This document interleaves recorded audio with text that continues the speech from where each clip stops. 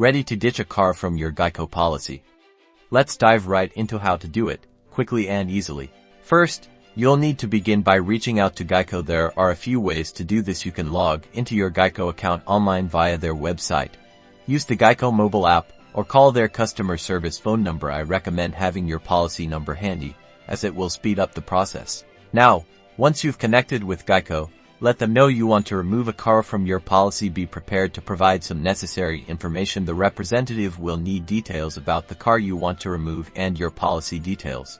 Did you sell the car? Great, but you'll need to supply documentation. This is crucial.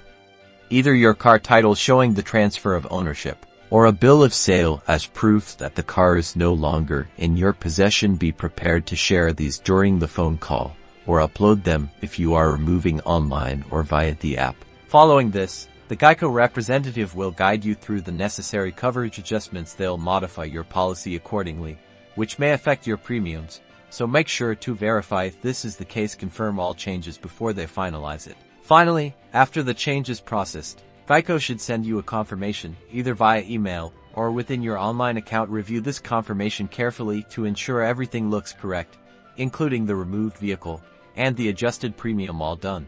You've successfully removed the car from your Geico policy.